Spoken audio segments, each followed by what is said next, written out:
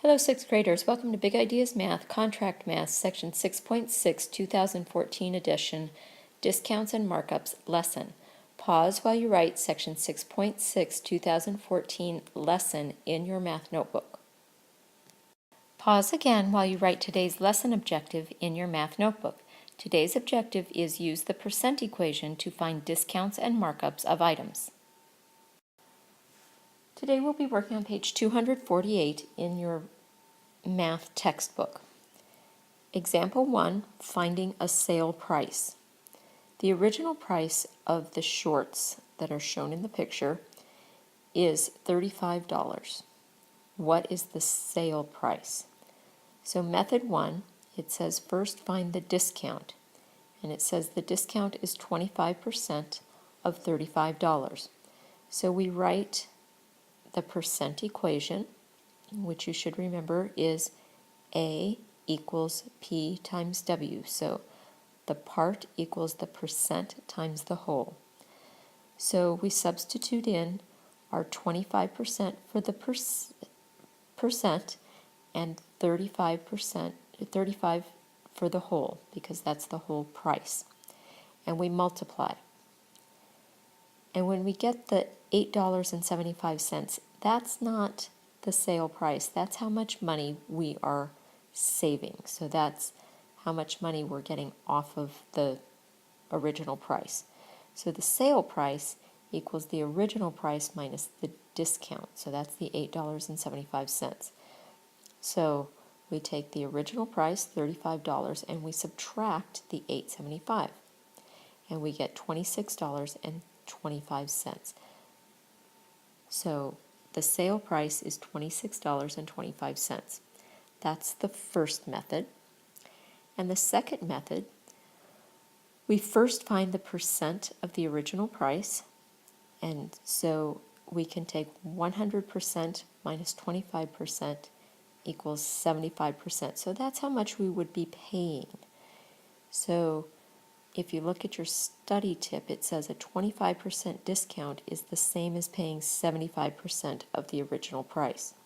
And then we find the sale price. So our sale price equals 75% of $35. So we take 75%, turn it into a decimal, and multiply it by 35, and we get $26.25. So our sale price, again, is $26.25. And we can check that using a bar model.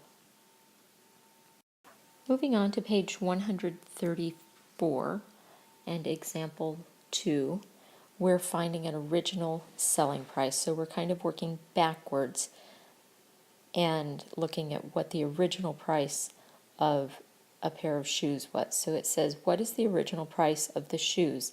And if you look at the picture, it says we get 40% off, and our shoes are now $33.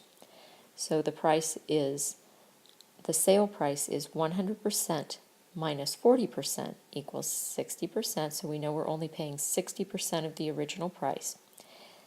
And it says, answer the question, 33 is 60% of what number? So that's the problem we're trying to solve. We write our percent equation, and so we know that 33 is the part, and so we substitute that in for A, and 60% is the percent, and W is the whole. So that's what we're looking for, is we don't know what the original price was. We don't know what the whole is. So when we simplify that and divide everything, we get 55 equals the whole. So we divide each side by 0.6 in order to simplify. So the original price of the shoes is $55, and we can check that using a bar model, and it does work. Example 3, we're finding another selling price. A store pays $70 for a bicycle. So this is the store's paying $70 for a bicycle. So that's their wholesale price. So think about what they pay their supplier of bikes. So that's called the wholesale price. And they add to that their markup. So they always have a percent of markup. That's how they make money. And when they add that together, that equals the selling or the retail price.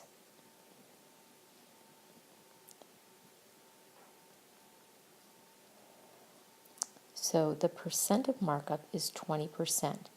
They usually don't tell you that at the store. They just sell you what they want to sell you. What is the selling price? So method 1, we're first going to find the markup, and the markup is 20% of $70. So we write our equation and we multiply. So we've got our percent and we've got our whole. So 20% times 70 equals 14.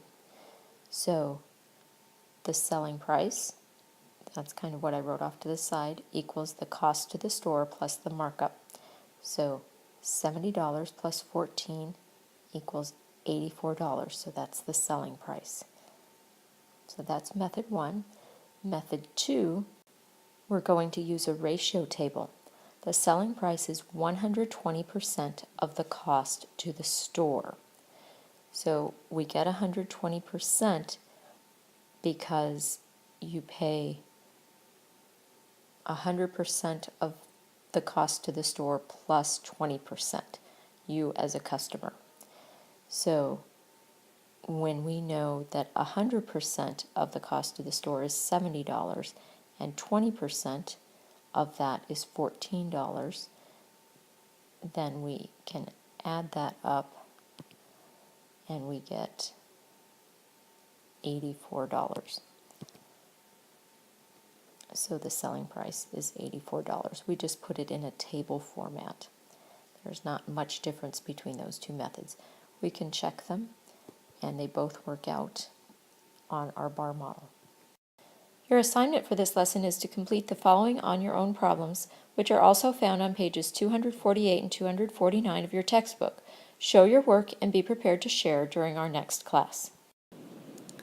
Remember, to earn credit for viewing this flipped lesson, you need to complete your exit slip, come to our next class prepared with the journal pages or other work from the flipped lesson completed, be prepared with any work that was assigned in the flipped lesson completed, and be prepared with any questions you have for your teacher, and of course, have a good attitude.